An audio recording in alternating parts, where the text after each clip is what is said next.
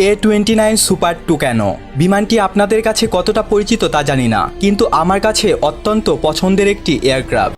अस्सलामुअलैकुम वीवर, फिर से बहुत ही ज्यादा इम्पोर्टेंट वीडियो शेयर करने वाले हैं। बांग्लादेश की एयरफोर्स के रिलेटेड है वीवर। एक ऐसा फाइटर जेट जो बहुत ही ज्यादा पावरफुल किस्म का फाइटर जेट है, सुपर टुकानो A29 जो फाइटर जेट है, क्या बांग्लादेश की एयरफोर्स में कभी ऐड हो सकता है? आज की वीडियो इसी के रिलेटेड होने वाली है। चैनल को सब्सक्राइब नहीं किया हुआ, जल्दी से हमारे चैनल को सब्सक्राइब कर लीजिएगा। विदाउट वेस्टिंग टाइम वीडियो को स्टार्ट करते हैं।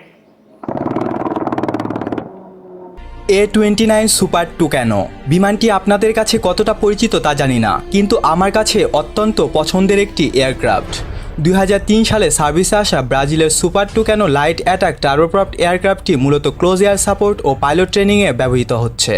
সম্প্রতি জঙ্গি সংগঠনগুলোর বিরুদ্ধে গ্রাউন্ড ফোর্সকে সাপোর্ট দিতে এই এয়ারক্রাফট ব্যবহারের পরিকল্পনা নিয়েছে ইউএস এয়ারফোর্স। এক্ষেত্রে F-22, F-15, F-16 এর মতো অত্যাধুনিক এয়ারক্রাফট ব্যবহার করা মশা মারতে কামান দাগার মতোই। তাছাড়া এগুলোর পার আওয়ার ফ্লাইট কস্ট মাত্রা অতিরিক্ত। তুলনামূলক সাশ্রয়ী গ্রাউন্ড অ্যাটাক ফাইটার A-10 ওয়ারথগের ফ্লাইট কস্ট ঘন্টায় প্রায় $10,000। অন্যদিকে A-29 সুপার টুক্যানোর খরচ $1,000-এরও কম। দেখতে দ্বিতীয় বিশ্বযুদ্ধের ফাইটারগুলোর মতো হলেও এটাতে আছে ফোর্থ জেনারেশনের অ্যাভিওনিক্স। মূলত ব্যাটেলফিল্ডে ব্যয়বহুল অ্যাটাক হেলিকপ্টার ও অন্যান্য গ্রাউন্ড অ্যাটাক ফাইটারকে রিপ্লেস করবে এই লাইট অ্যাটাক এয়ারক্রাফট। আমাদের পার্বত্য চট্টগ্রাম নিয়ে যারা খোঁজ খবর রাখেন তারা জানেন, দুর্গম পাহাড়ি জঙ্গল দিয়ে সেনাবাহিনীর অপারেটিভরা অপারেশনে যাওয়ার আগেই খবর পেয়ে মিয়ানমারে পালিয়ে যায় বিচ্ছিন্নতাবাদীরা। এইরকম হাই ম্যানুভারেবল লো ফ্লাইং কয়েকটা A-29 হলে কিন্তু তারা পালানোর কোনো সুযোগই পেত না। আর একটা মজার ব্যাপার হচ্ছে, অ্যাটাক হেলিকপ্টারের চেয়েও এগুলোর অপারেটিং কস্ট অনেক কম।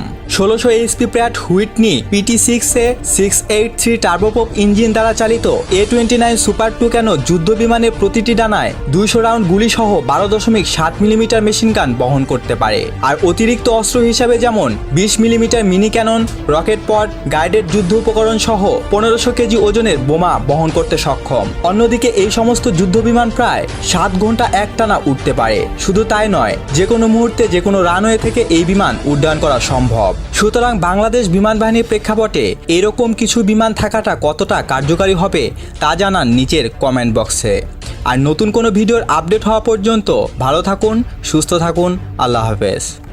এই পৃথিবীতে আমাদের চারপাশে ছড়িয়ে ছিটিয়ে রয়েছে অনেক আজব, অদ্ভুত ও বিস্ময়কর ইতিহাস, ঐতিহ্য, সংস্কৃতি, যা আমরা অনেকেই জানি না। আমরা স্বভাবত এরকম অদ্ভুত ধরনের জিনিস দেখতে ও জানতে পছন্দ করি। পৃথিবীর নানা প্রান্তে ছড়িয়ে ছিটিয়ে থাকা অদ্ভুত জিনিসগুলো নিয়ে বিস্তারিত বর্ণনা ও রিলেটেড ভিডিও নিয়ে আমাদের নতুন চ্যানেল ইনফো হাব ক্রিয়েটিভস চ্যানেলের লিংক ভিডিও ডিসক্রিপশনে দেওয়া আছে। অনুগ্রহপূর্বক वाह वंडरफुल वीवर, बहुत ही ज्यादा शानदार किस्म का वाह वंडरफुल वीवर, बहुत ही ज्यादा शानदार किस्म का ये फाइटर जेट है।